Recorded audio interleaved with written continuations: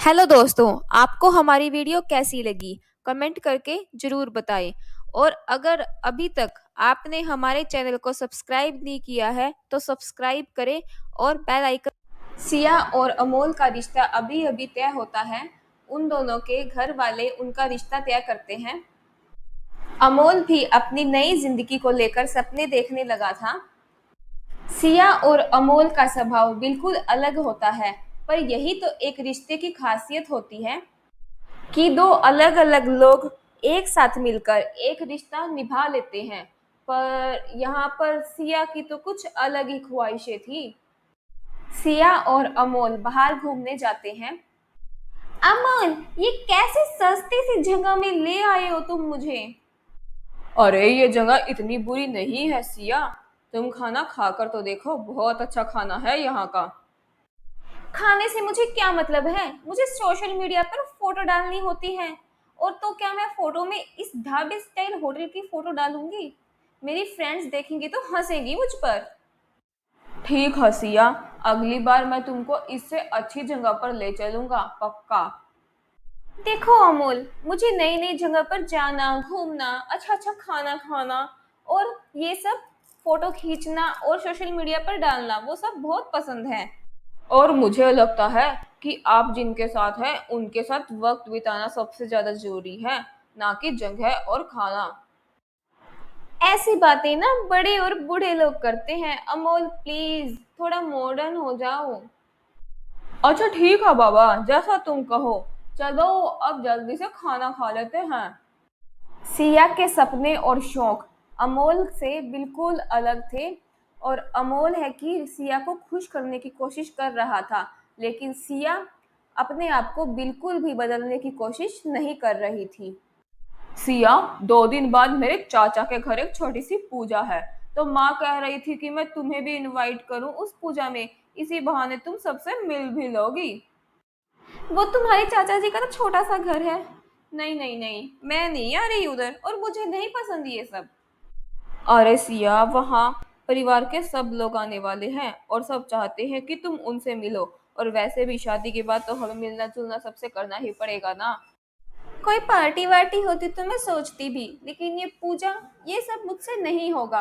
तुम कोई बहाना बना देना कि मेरी तबीयत खराब है, मैं नहीं आऊंगी। अरे पर सिया। अरे तुम छोड़ो ना ये सब। ये बताओ कि शादी के बाद हम घूमने के लिए कहाँ जाएंगे? मैं तो कहती हूँ कि विदेश चलते हैं। विदेश? ये तो हमें बहुत महंगा पड़ेगा। हम एक काम करते हैं, हम यहीं कहीं घूमने के लिए चल पड़ेंगे। और मैं तुम्हें बहुत अच्छी जगह लेके जाऊंगा, पक्का। अमल, तुम मेरी एक इच्छा भी पूरी नहीं कर सकते ना। पर हाँ, हम अगर यहीं कहीं घूमने जाएंगे तो कोई अच्छी सी जगह होनी चाहिए और अच्छा सा 5 स्टार होटल रूम होना चाहिए। और उस टाइम मैं तुम्हारी एक नहीं सुनूंगी। अरे हाँ बाबा, मैं सब इंतजाम कर दूंगा।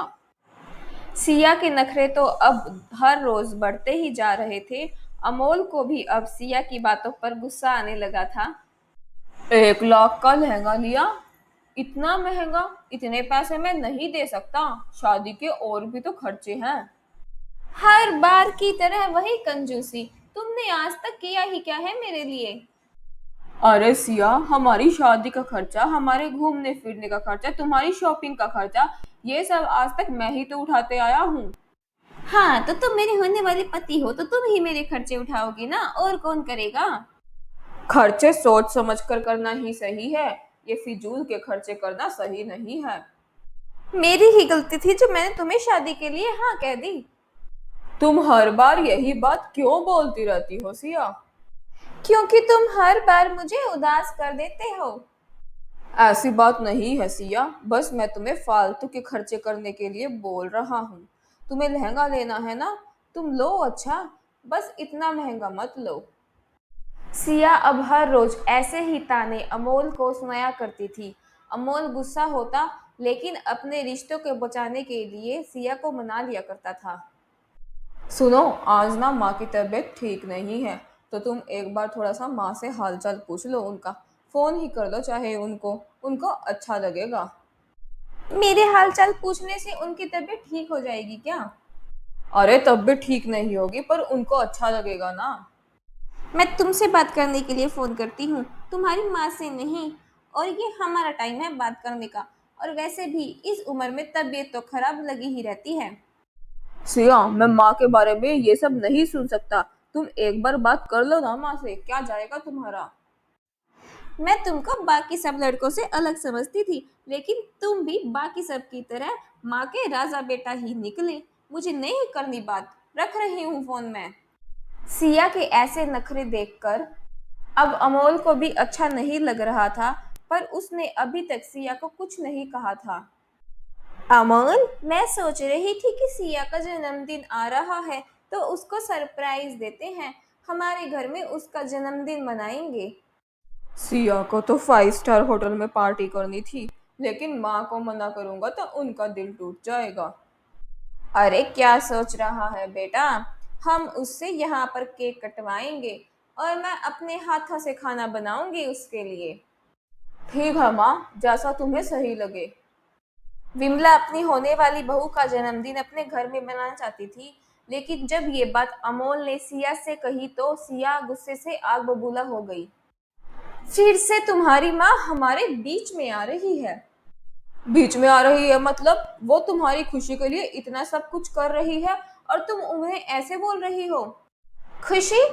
मुझे तुम्हारे और तुम्हारी माँ के साथ घर में टाइम स्पेंड नहीं करना। मैंने कहा था ना तुम्हें कि मुझे 5 स्टार होटल में पार्टी करनी है अपने दोस्तों के साथ। फिर ये सब क्या है? अरे तो क्या हुआ, माँ चाहती है कि वो अपनी होने वाली बहू का जन्मदिन घर पर बनाए और अपने हाथों से अपनी बहू के लिए खाना बनाए। हाँ, वो तो चाहती ही है कि मैं तुम्हारे साथ बाहर ना जाऊं, पार्टी ना करूं, घूमूं फिरूं नहीं।